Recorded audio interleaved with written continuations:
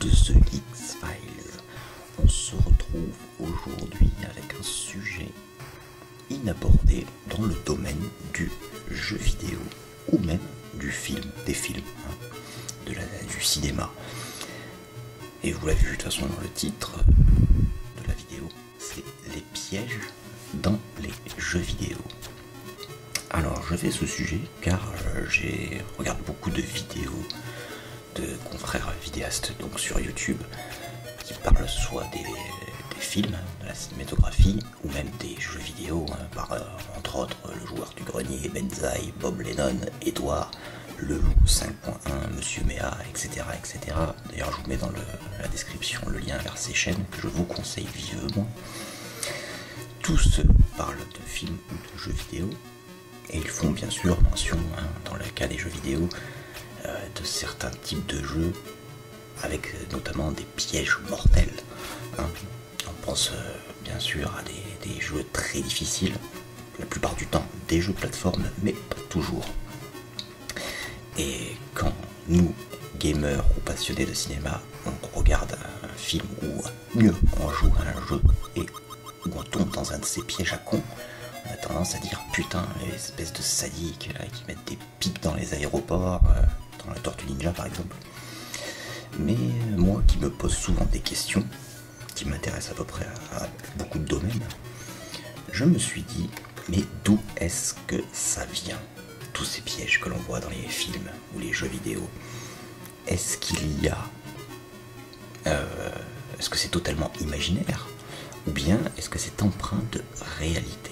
Eh bien, nous allons voir ensemble ce sujet lol épineux. Alors bien sûr, je n'écris pas mes sujets à l'avance, je les improvise. On va commencer avec tous les types de pièges classiques que l'on voit dans les jeux vidéo. Et on va voir qu'on les trouve dans quasiment tous les types de jeux vidéo. Alors on va commencer par les précipices, là, les trous sans fond. Là, il n'y a rien à dire là-dessus, si ce n'est, on en trouve à peu près partout dans les jeux, notamment de plateforme, mais de temps en temps dans certains jeux de type beat'em all, par exemple Double Dragon, Street of Rage, le premier du moins. On voit donc des précipices où on peut être tombé dedans tout simplement, et perdre une vie ou carrément la partie selon la difficulté du jeu. Là pas besoin de vous demander d'où est-ce que ça vient, est-ce qu'on le trouve dans la vraie vie? Bien sûr que oui, ça peut arriver qu'il y ait des falaises, qu'il y ait des gouffres, par exemple vous marchez dans un glacier, il y a des gouffres d'un trou de glace, et vous tombez dedans. Là il n'y a rien à dire là-dessus, si ce n'est que dans les jeux vidéo, notamment de plateforme, c'est exploité et voire même surexploité. Je vous parle d'un exemple tout bête, Super Mario Bros sur Nintendo. Après on a un autre type de piège, les pics. Alors les pics on les trouve dans énormément de jeux de plateforme, 90% des jeux de plateforme on trouve toujours des pics. Plus rarement dans les jeux de type beat'em all, notamment on en trouve par contre dans les Double Dragon. Double Dragon 1, Double Dragon 2, ne me demandez pas ce que ça vient foutre dans un jeu de plateforme, dans un jeu de baston, pardon, mais il y en a. Surtout dans Double Dragon 2 avec le fameux passage infernal de la forteresse des méchants où il y a la fameuse zone où on doit sauter avec des sauts complètement pétés du cul de plateforme en plateforme qui disparaissent en plus, avec les tapis de pieux acérés en dessous. Et c'est totalement injouable au passage. On peut trouver dans les jeux vidéo tout style de pics. Alors la plupart du temps ce sont des longs pieux acérés en métal ou en bois, mais ça peut être aussi sous forme de choses de la vie courante, comme par exemple des ronciers, des buissons de ronces. C'est le cas par exemple dans le jeu Shock Rock sur Amiga, Atari, Amstrad, Nintendo, etc. Ou bien même par exemple dans Toki, sur un arcade, pas la version remasterisée parce qu'ils ont justement enlevé le buisson de ronces pour les remplacer par des pics classiques. Les ronces on les trouve aussi dans les jeux, par exemple Mickey Land of Illusion ou même DuckTales, les Picsou. On peut les trouver aussi sous forme plus rarement de barbelés hein, des tapis de rouleaux de barbelés, c'est plus rare ça quand même. Ou bien, classique, hein, les façons asiatiques, des pieux de bambou taillés en biais, hein, en sifflet, comme par exemple dans Alex Kidd in Miracle World, dans The Revenge of Shinobi, ou même dans Ninja Gaiden sur Master System. C'est des pics classiques type asiatique. Ou bien alors, plus rarement, on va pas prendre tous les types de pics parce que sinon il y en a pour une éternité, mais plus rarement on les trouve aussi sous forme de débris de verre, par exemple, des tessons de verre ou des débris de verre brisés. C'est le cas de Tomb Raider 2 par exemple, hein. Je crois que c'était Venise, pour mes souvenirs. J'ai pas trop fait les Tomb Raider, mais j'avais un ami qui jouait beaucoup, notamment à Venise, je me rappelle de ça, où il tombait sur les débris de verre qui restaient miraculeusement droits, vertical. Ou bien, alors dans un jeu connu et méconnu, hein, paradoxalement, je vais nommer Les Aventures de Mokhtar sur Amiga 500, PC-DOS ou bien Atari ST. Ou bien hein, la conversion américaine Titus the Fox, où là on avait carrément des tessons de verre. Bon. Ceci dit, on se demande quel fils de pute a rempli l'intégralité des sols des égouts avec des tessons de verre. Bon, en même temps ça se passe à Paris, mais bon. Hein. Bref, on peut trouver tout style de pic, hein, tout objet qui est pointu ou acéré, qui sert à faire des dégâts d'empalement hein, aux joueurs ou à l'héros du film, est considéré comme des pics. Hein. Voilà. Donc, est-ce que ça, par exemple, ça existe dans la vraie vie? Eh bien oui, tout bêtement, ça existe. C'est peut-être difficile à y croire. On a utilisé, ou même on utilise toujours ce type de pièges. Et pourquoi on les utilise et où on les a utilisés? Eh bien, on trouve des traces dans l'Antiquité. Par exemple, les Gaulois ou les Romains utilisaient ce type de pièges, des pièges avec des pieux en bois ou en métal, pour défendre notamment les fortifications. Par exemple, la fameuse bataille d'Alésia, le siège d'Alésia, où les Romains utilisaient plusieurs types de pièges, notamment faits, une grande partie avec des pieux acérés. Alors il y avait plusieurs types de pieux, hein. Les petits, qui étaient faits pour handicaper la personne en perçant les sandales ou les pieds, hein, les chausses-trappes. On pouvait trouver aussi ce qu'ils appelaient les lys. Et les lys, hein, tout simplement parce que c'était des pointes hein, qui avaient en forme de la fleur de lys, qui étaient faites là pour faire un peu plus de dégâts. Et il y avait aussi par exemple les pieux hein, classiques hein, qui étaient plus ou moins longs de façon à cette fois-ci tuer la personne. Et il y avait aussi les pieux, on en parle beaucoup moins de cela, c'était les cyprès. Alors je vous traduis, hein, cyprès. Oui, qu'est-ce que c'est? Vous allez me dire, c'est ni plus ni moins qu'un arbre. Le cyprès c'est un conifère, hein, la famille des pins, qui a la particularité c'est d'avoir les branches très proches les unes des autres. Donc qu'est-ce qu'ils faisaient nos chers Gaulois ou Romains? Ils prenaient les cyprès, ils enlevaient toutes les épines hein, des branches et ils se servaient des branches rapprochées pour faire des buissons d'épines acérées, qui mettaient généralement en biais pour empêcher les soldats ou les ennemis de franchir les barricades. Alors on en retrouve bien sûr, comme je vous l'ai dit, hein, dans l'Antiquité, on a trouvé bien sûr des traces de fossés remplis de pieux plus récemment, par exemple au Moyen-Âge, dans les douves. Hein, dans les douves, on utilisait des douves remplies de pieux acérés pour que si les assaillants tentent de descendre dans les douves, ils s'empalent. Alors généralement la taille des pieux était suffisamment longue pour être mortelle. Hein. Bon, la plupart du temps les pieux étaient cachés par l'eau, de façon à ce qu'on ne les voit pas. Parce que si par exemple on voit le fossé rempli de pieux, on a tendance à y descendre, mais prudemment. Alors que si on enfonce les pieux profondément dans la vase et la zone est inondée, on ne les voit pas. Donc si on a tendance à sauter dans l'eau, ça fait une mauvaise surprise pour l'assaillant. Donc on les trouve quand même au Moyen-Âge, mais on les trouve plus récemment dans les guerres récentes, notamment dans la dernière guerre en avoir utilisé. Et alors la Première Guerre mondiale, on l'utilisait aussi, notamment dans les tranchées. Hein. On faisait une petite fosse dans la tranchée où on mettait des lits de pointe cachés, et puis pas forcément mortels, mais pour handicaper lourdement les soldats ennemis qui auraient la mauvaise idée de franchir les lignes adverses. Hein. Et dernièrement, on les trouve, c'est les traces de pieux acérés dans la fameuse guerre du Vietnam, hein, française ou américaine.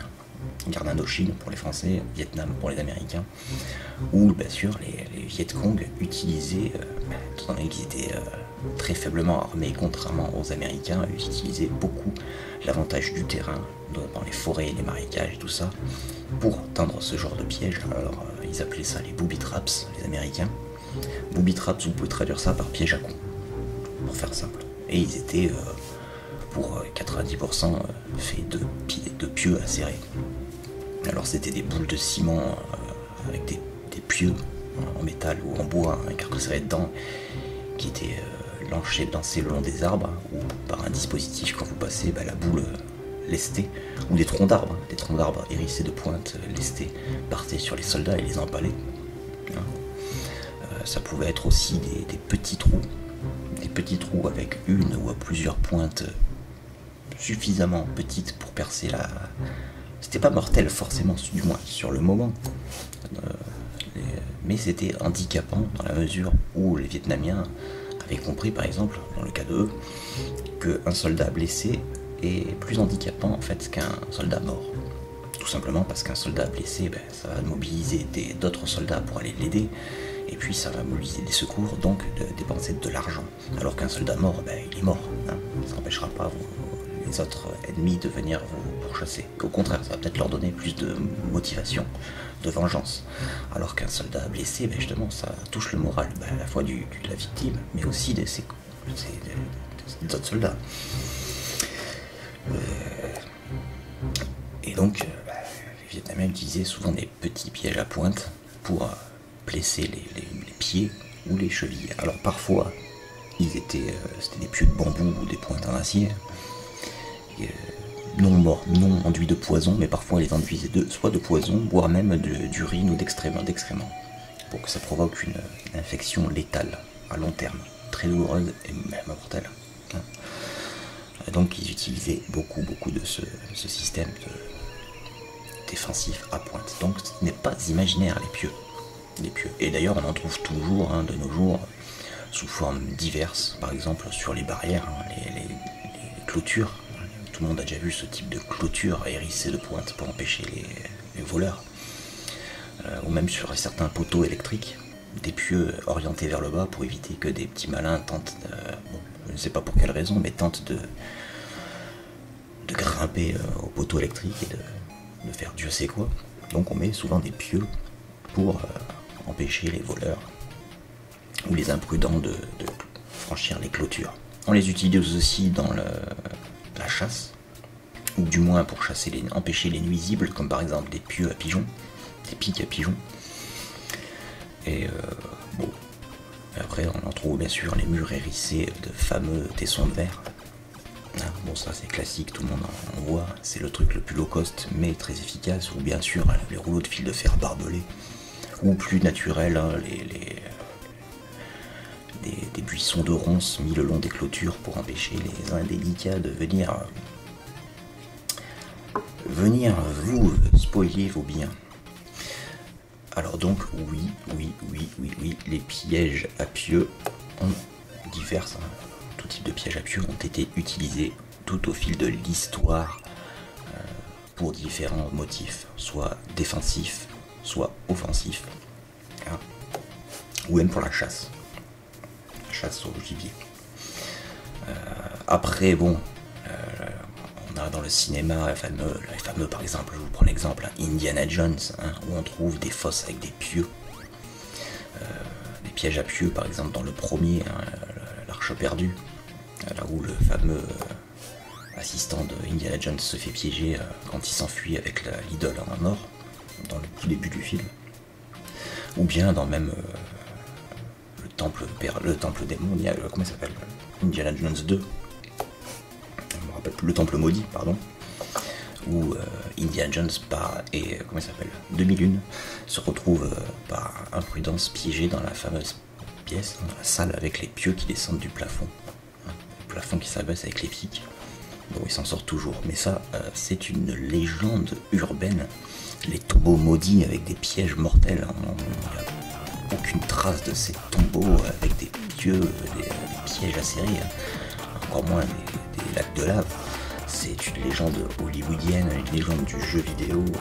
Alors on a bien des faux, ça tombe par exemple en Égypte, des fausses pièces, des pièces leurres, par exemple dans certains, la tombe de Toutankhamon, c'est un exemple, où on avait le vrai caveau en fait, hein, le vrai caveau était caché par un faux caveau.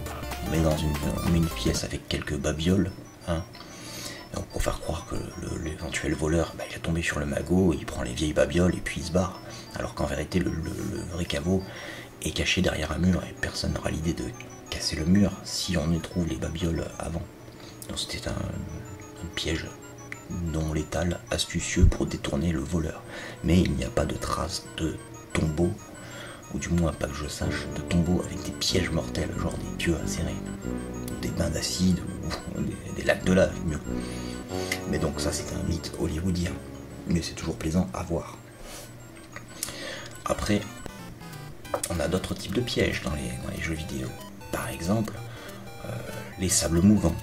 Alors, beaucoup plus rares, il faut l'admettre. Les sables mouvants, on peut en trouver par exemple dans Super Mario Bros 2 sur Nintendo, Super Mario Bros 3 par exemple, Mario Kart, Super Mario 64. Les sables mouvants, bon, c'est pas utilisé dans la nature, par les humains en tant que piège en soi, dans la mesure où je connais personne qui dans son jardin s'est amusé à mettre une fosse de sable mouvant.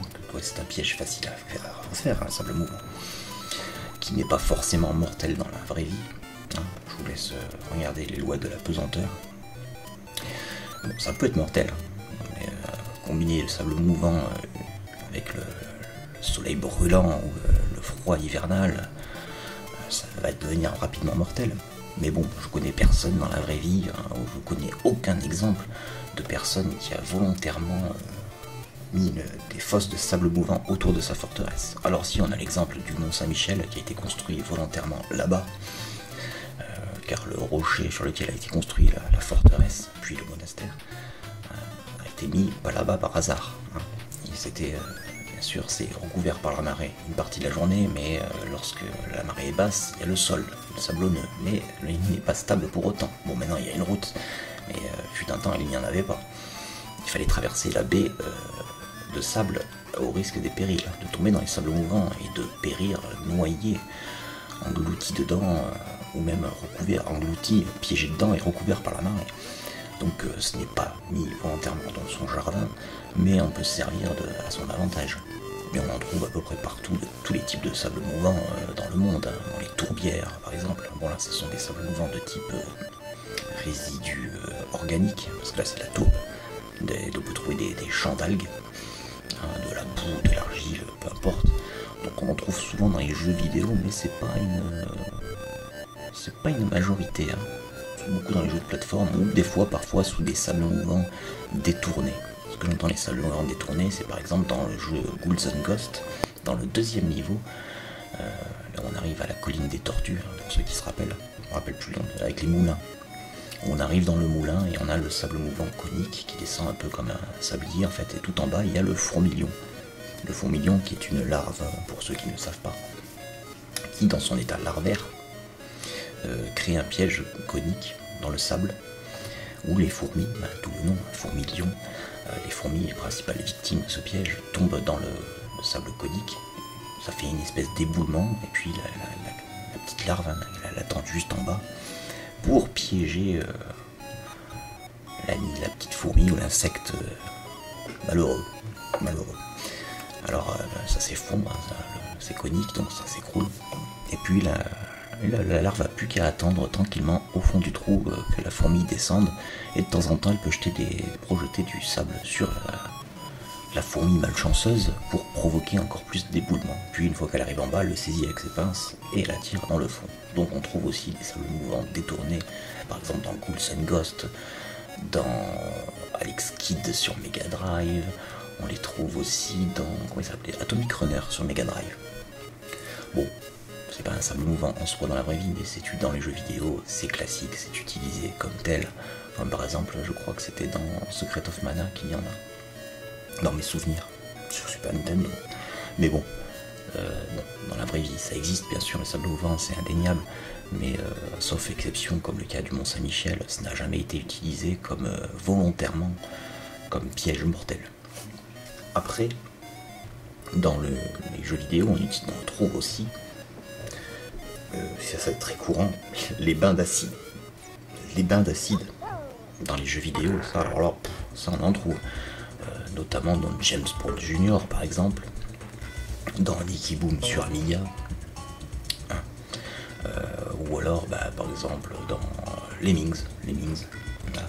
Alors bon, à ma connaissance, parce que j'aime beaucoup l'archéologie, tous ces trucs-là, à aucun moment dans une forteresse, j'ai entendu parler d'une forteresse où les couloirs étaient protégés par des fosses remplies d'acide.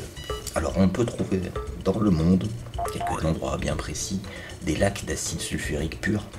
Alors ils ont des couleurs particulières, alors ça peut être pourpre, violet si vous préférez, ça peut être couleur bleu azur, qui fait penser à un très beau lac dans les Caraïbes, ou bien vert flashy. Tout dépend de la consistance du sol dans lequel se trouve le fameux lac d'acide. Par exemple, le vert, c'est typique des sols contenant du cuivre, donc la réaction d'acide plus cuivre émet une couleur verte, acide. Et la plupart du temps, quand l'acide est représenté dans les jeux vidéo, c'est toujours vert, rarement de notre couleur. Ça peut être ça peut être pourpre, comme dans Nicky Boom, c'est pourpre, ou bien dans Super Mario World, je crois, où c'est violet, par exemple. Mais bon, j'ai absolument aucune connaissance ou mention d'un seigneur d'un château qui aurait mis des fosses remplies d'acide sulfurique, ou peu importe l'acide, pour protéger ses biens dans ses donjons. Bon, supposé, mais bon, dans la vraie vie, ça n'existe pas, je n'ai pas la mention, c'est du folklore du jeu vidéo, mais bon, sauf les lacs d'acide, comme je vous ai dit, près des certains lieux volcaniques, on ne trouve pas de ça, on ne trouve pas de ça. Après, on va pas faire tous les pièges au sens où on l'entend, parce que sinon il y en a pour une éternité, mais c'est les classiques en fait, et personne se pose la question en fait, sauf les gens comme moi, quoi. Le classique lac de lave. Alors on en trouve de partout, les lacs de lave dans les jeux vidéo, on les trouve dans Super Mario Bros 1, dans la forteresse de Bowser, Mario Bros 3, non dans le 2 il n'y a pas de lave, dans Mario Bros 3, dans The Lost Vikings, les Alex Kidd, par exemple, Shockrock, que je peux vous dire d'autres types de jeux où il y a de la lave, Indiana Jones. Bien sûr, Lemmings, l'arme fatale sur version Amiga. Là où c'est pas de la lave, forcément de la lave, et on en reviendra un peu plus tard, c'est de la fonderie, de l'acier en fusion. Donc, dans la vraie vie, dans les lacs de lave, bien sûr, ça existe, dans les volcans en éruption, mais les lacs de lave permanents, il y en a 2 ou 3 dans le monde, mais à ma connaissance, il n'y a personne, aucun seigneur de château dans quelque pays que ce soit qui a des moyens techniques déjà pour avoir un lac de lave dans ses donjons, des fosses remplies de lave en fusion, ou du moins à ma connaissance il n'y en a pas. C'est un folklore du cinéma ou du jeu vidéo, Indiana Jones 2 encore une fois. Donc comme je vous dis, le fameux lac de lave dans Indiana Jones 2 Temple of Doom, on a la fameuse le fameux temple maudit avec le construit pile sur le cratère d'un volcan. Mais en vrai, dans la vraie vie, je ne connais aucun chef de seigneur ou ce que vous voulez qui construit sa forteresse pile sur un cratère d'un volcan, ou mieux qui aurait les moyens physiques, surtout si ça se passe au Moyen-Âge ou dans certains types de jeux, pour créer une fosse de lave en fusion. Notamment, par contre, dans certains types de jeux, on change la lave en fusion par d'autres choses, par exemple une fonderie. C'est le cas dans le Crackdown, par exemple, sur Sega Mega Drive, où on passe dans un niveau, on est dans une fonderie, donc il y a des rivières d'acier en fusion, c'est aussi le cas, comme je vous l'ai dit un petit peu plus tôt, dans l'arme fatale sur Amiga 500. Je crois que c'était le niveau 3 où on devait sauver les Hoggets, où le niveau c'est une fonderie, donc on a de l'acier en fusion. Bon, l'acier en fusion, c'est pas de la lave. La lave étant de la pierre fondue, l'acier étant du métal fondu, c'est différent, c'est deux matières différentes, mais autant vous dire que si vous devinez, bon, j'espère pas pour vous, mais si vous tombiez dans sur une fonderie ou dans de la lave en fusion, vous n'y verrez pas grande différence. Dans les deux cas, vous ferez carboniser. Alors dans le cas de l'arme fatale, oui, par exemple, oui, là par contre, voilà, c'était justifié dans le sens où les méchants, la base, s'était cachée dans une fonderie. La fonderie servait de cache aux méchants. Donc là, oui, on peut dire que oui, c'est possible dans la vraie vie. Mais dans le cas d'un volcan, se cacher une forteresse dans un volcan, déjà ce serait pas vivable. Il faut le savoir. La chaleur serait insoutenable. Et puis, comment vous voulez construire un château en plein milieu d'un volcan? Bon, ma foi. Donc c'est possible dans les cas de lieux comme des fonderies, éventuellement de se faire une base de méchants, façon l'arme fatale, de dissimuler par exemple au trafic dans ce genre de lieux, mais dans un volcan, non, c'est pas possible. Bon, là j'ai à peu près fait tous les types de pièges que l'on voit, les classiques. Alors il y a plusieurs types de pièges, mais bon, et essayer de se trouver une petite trait d'histoire, à savoir si c'est possible dans la vraie vie, si ça a existé, ou bien si c'est possible. On a vu que dans certains cas, ça a existé, ça existe toujours, mais dans d'autres cas, c'est totalement fantaisiste. Alors dans les types de jeux, par exemple, on a les Alex Kidd, où il y a à peu près tout. On a les bains d'acide, la lave, les pics, etc. Alors, Lost Viking, alors oui, c'est pareil, il y a tout, les pics, les sables mouvants, les bains de lave, les mines. Dans l'autre type de jeu plus rares, qui n'ont pas forcément pour but à la base d'avoir des pièges mortels, dans les Double Dragons 1 ou 2, et même 3 d'ailleurs, on trouve des précipices, des rivières, tout court. Ne me demandez pas pourquoi les personnages meurent quand ils tombent dans la rivière. Bon, des piranhas dedans, je sais pas. Mais on trouve dans le Double Dragon 1 sur Nintendo, je crois qu'on est dans un volcan à un moment donné. Bon, avec un gameplay tout pourri au passage. Et dans le Double Dragon classique, arcade, Mega Drive, Master System, on a la fameuse moment où on rentre dans la forteresse ennemie, où il y a les précipices, et puis la forteresse qui a été faite sur avec des gouffres remplis de pieux acérés. Bon, c'est très rare dans ce type de jeu, les beat'em all d'ailleurs, c'est que principalement dans les Double Dragons, dans la saga des Double Dragons, où on peut trouver des pièges, c'est rare dans les jeux de bagarre. Ou aussi dans Motorhead sur Amiga 500. On a dans le niveau de Nashville des précipices, et dans la cathédrale, on a, bon, c'est un paradoxe, on a des fosses remplies de pieux. Bon. Je vois pas beaucoup de cathédrales qui ont dans leur sein des fosses remplies de pieux. Ou alors c'est façon le pénitent, tu vois. Le pénitent, il veut se faire confesser, il va traverser par la fosse de pieux. Mais bon, sinon on en trouve à peu près de partout, dans tous les types de jeux. Du jeu bien sûr de plateforme, ou passant par les jeux de baston, et plus rarement dans les jeux de type RPG. C'est beaucoup plus rare, surtout dans les RPG de type japonais. Mais on en trouve dans les jeux RPG de type occidentaux classiques, enfin ce que je dis occidentaux, vous m'avez compris, notamment les Dungeon Crawlers, la saga des Dungeon Masters, où il y a les fameuses les trous, les trappes, qui ne vous tuent pas forcément, mais qui vous envoient soit un niveau en dessous avec beaucoup de dégâts, ou dans Dungeon Master 2 où on a les trappes, les mares de vase qui vous enlisent, et donc vous laissent en proie aux ennemis qui sont très proches et très difficiles à battre.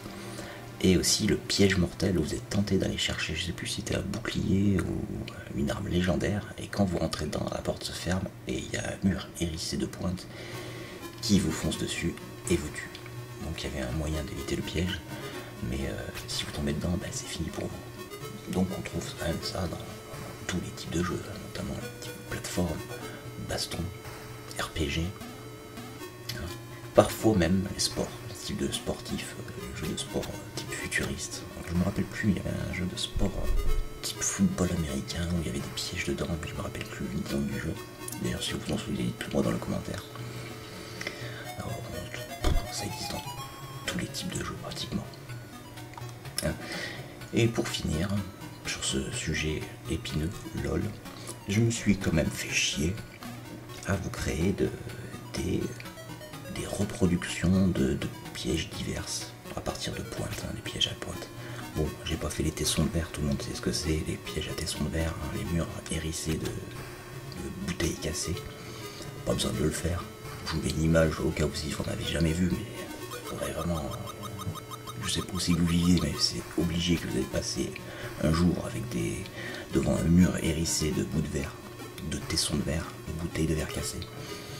Bon, pas besoin de reproduire ça, mais je me suis quand même fait chier à récupérer mon rouleau de barbelé et vous faire un tapis de barbelé, genre ceux qu'on trouve dans les jeux vidéo. Bon, hein, pas besoin de le faire, mais bon, comme j'en avais à la maison pour ma clôture, je l'ai fait.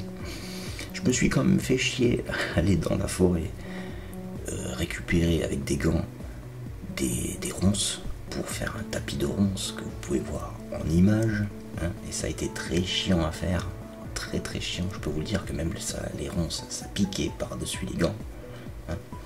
Je me suis fait chier à vous faire aussi une reproduction de pièges de type classique, hein, les pieux en bambou que vous pouvez voir, ou même les pieux avec en métal.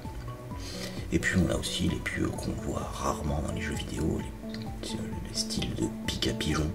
Je me suis fait chier à acheter des piques à pigeon quand même pour vous montrer enfin, je me suis fait chier tout court pour vous faire des reproductions de ces pièges, pour que vous voyez à peu près à quoi ça pourrait ressembler dans la vraie vie. Et j'ai même fait chier à faire la maquette que vous voyez à l'écran des fameux pièges de Sonic par exemple, hein. On peut les voir dans Sonic, hein, les grosses plateformes hérissées de pointes qui vous tombent dessus, qui sont remontées sur les chaînes et qui retombent à la salle en long. Hein, je me suis amusé à refaire ça en version miniature. Ça ne sert absolument à rien, on est d'accord, mais au moins ça agrémente la vidéo, ça change des autres, hein. Ça change des effets numériques et tout ça. Moi je me fais un petit peu de bricolage pour cette petite vidéo bien particulière, c'était juste pour agrémenter la vidéo. Bon, ça ne me servira à rien dans la vraie vie, hein. Là je les ai fait, ça va aller dans ma cave, dans les archives des objets utilisés pour les vidéos, mais au moins ça vous montre à quoi ça sert et à quoi ça ressemblait, ça pourrait ressembler en vrai ou dans ces objets utilisés pendant éventuellement les guerres. Donc voilà, ainsi se termine cette petite vidéo sur un sujet qui n'a jamais été abordé en tant que tel dans aucune vidéo sur YouTube, moi pas que je sache, sur le sujet les pièges dans les jeux vidéo ou les films. Si vous avez aimé, vous pouvez laisser un petit like, un petit commentaire, ou me dire ce que vous en pensez. Et dites-moi aussi dans quel jeu légendaire les pièges vous ont traumatisé. Alors c'est paradoxal parce que les pièges dans les jeux vidéo ça traumatise, ça fait chier quand on tombe dedans, mais paradoxalement quand il n'y en a pas on s'emmerde. C'est par exemple, je vous prends un exemple du fameux Family Adams, Pugsley sur Super Nintendo qui est injouable tellement il est difficile. Encore un jeu Océan qui est spécialisé dans les adaptations, avec le fameux niveau, la boule de cristal, avec les pics de partout. Mais si ils avaient fait le même niveau mais sans les pics, il n'y avait aucun challenge. Je pense notamment à un jeu de plateforme où il n'y a pas du tout de piège et le jeu devient ennuyeux. Il est intéressant 5 minutes, mais sans les pièges, ça enlève le challenge. Par exemple, Carve Up sur Atari ST et Amiga 500, là où on est la petite voiture qui doit marcher de plateforme en plateforme pour les colorier. Il y a juste des ennemis, mais il n'y a pas de piège particulier, donc ça devient lassant parce qu'il n'y a pas de challenge, il n'y a pas de piège, donc pas de challenge. Donc c'est un sujet assez intéressant dans la mesure où quand il y en a, ça vous fait chier, mais quand il n'y en a pas, ça vous fait chier aussi. Enfin, c'est mon cas. Moi, s'il n'y a pas de challenge, le jeu ne m'intéresse pas, en fait. Donc, si se termine cette petite vidéo, je vous conseille de regarder les vidéos des confrères vidéastes YouTube que sûrement vous connaissez, mais peut-être certains que vous ne connaissez pas, hein, comme le joueur du grenier, que tout le monde connaît, Benzaï, Bob Lennon, qui ont abordé le sujet partiellement, on va dire, dans certains types de jeux, comme les Tortues Ninja, ou même la chaîne de Edouard de Rétro Découverte, ou le Loup 5.1, que je vous conseille aussi, hein, qui fait de très très bonnes vidéos, qu'ils ont abordé de façon, dans certains types de jeux, les pièges. D'ailleurs, si les vidéastes, par hasard, s'ils se perdent sur YouTube, et qui tombent sur ma vidéo, je les encourage vivement, avec leurs moyens peut-être beaucoup plus perfectionnés que les miens, d'essayer de faire une vidéo complémentaire à la mienne. Ce serait intéressant. Parce que moi j'ai pas de moyens financiers de vous faire des... Bah si, j'ai le fond vert et tout ça à la maison, mais c'est compliqué, j'ai pas de place. C'est compliqué, et puis avec la maladie, j'ai un visage cadavérique, donc... hein. Bon, ceci dit, un cadavre pour un croque-mort, c'est pas... c'est le comble. Mais bon, voilà, ils ont beaucoup plus de moyens techniques de vous faire un sujet beaucoup plus professionnel que moi. Moi c'est complètement totale improvisation que j'ai fait ce sujet, avec quelques types de jeux, hein, Prince of Persia, L'Arme Fatale, Double Dragon, Prehistoric Man, Sonic, Mario, qu'est-ce qu'il y a d'autre, Tortue Ninja, Lost Vikings, New Zealand Story, Zombie sur Super Nintendo, Tom et Jerry sur Master System, pardon. Tom et Jerry, hein, où on se pose quand même légitimement la question, Tom et Jerry, hein, ils se poursuivent, hein, c'est le but du jeu. Que font des sols remplis de pics, hein, de pics acérés dans une chambre de bébé, hein, c'est la question que tout le monde se pose sûrement. Bon, déjà dans une cuisine, c'est à se demander, dans la forêt, bon, ça peut être justifié éventuellement, mais dans une chambre de bébé, c'est quand même assez hasardeux de trouver ce genre de dispositif à piège dans la chambre à bébé. Bon, peut-être qu'on veut pas que bébé sorte de la chambre, mais bon, c'est un peu extrême quand même. Hein. Ou Titus the Fox, ou Mokhtar en version française, hein, les tessons de verre. Mais si vous tombez par hasard, vous êtes perdu sur YouTube et que vous tombez sur ma vidéo et que le sujet vous intéresse, de votre point de vue, joueur du grenier, Benzaï, Bob Lennon, le loup, Edouard, si le sujet vous intéresse, je vous encourage vivement, vous en voudrez pas, de reprendre le but de ma vidéo et d'en faire peut-être une vidéo beaucoup plus perfectionnée que la mienne. Et d'ailleurs, j'aimerais bien voir ça m'intéresserait. Alors, peut-être que vous ne ferez pas forcément, d'ailleurs, sûrement pas, vous allez sûrement pas vous faire chier comme moi je me suis fait chier à aller me chercher des ronces dans la forêt pour me faire des pièges de ronces, hein, comme dans les Toki par exemple, DuckTales, me faire des rouleaux de barbelés comme on peut voir dans comment il s'appelle, Sleepwalker sur Amiga, les pièges à la Sonic, les pièges à la Prince of Persia. Vous allez sûrement pas vous faire chier à faire des maquettes, de toute façon c'est pas sorcier du pauvre, je pense pas, mais bon, peut-être que vous pourrez aborder le sujet de façon plus professionnelle avec des meilleurs logiciels que moi. J'utilise Vidéopad, pour ceux qui l'ont, Vidéopad Pro, pour ceux qui se posent la question. La plupart les vidéastes utilisent Sony Vegas. Hein, bon, moi je connais pas trop, mon ordinateur ne me le permettrait pas, ou alors il ramerait du cul, donc j'utilise Vidéopad, ça fonctionne très bien. Mais la plupart des vidéastes utiliseraient des meilleurs logiciels qui vous permettraient peut-être d'aborder le sujet de façon plus complète que moi. Et si vous avez envie de... Si par hasard, vous tombez sur ma vidéo en vous parlant sur YouTube, je serais intéressé de... Si vous tombez sur... Si vous décidez de faire ce sujet, une vidéo hors sujet sur les pièges, vous n'êtes pas obligé de me citer, hein, ça ne me dérange pas si vous ne me citez pas ma vidéo, il n'y a pas de problème dedans, mais ça m'intéresserait un jour, puisque je suis abonné à vos chaînes, de voir comment vous allez aborder ce sujet épineux, lol, jeu de mots pourri encore une fois, des pièges dans les jeux vidéo. Donc ainsi se termine cette vidéo, j'espère qu'elle vous a plu, si c'est le cas, laissez un petit pouce bleu ou un commentaire et dites-moi dans quel jeu ou film les pièges vous ont traumatisé. Est-ce que c'est dans Tortue Ninja sur NES? Est-ce que c'est dans Super Mario Bros? Est-ce que c'est dans les aventures de Mokhtar, Vincent Lagaffe, etc. Est-ce que c'est dans Astérix? Est-ce que c'est dans Doom? Dans tic et tac sur Nintendo, ben, peu importe le jeu. Dites-moi dans les commentaires quel jeu vous a le plus traumatisé avec ces pièges sadiques. Bref, sur ce, moi je vous dis ciao, à plus pour une autre vidéo de ce Geeks Files, ou je sais pas quoi d'autre. Une création peut-être.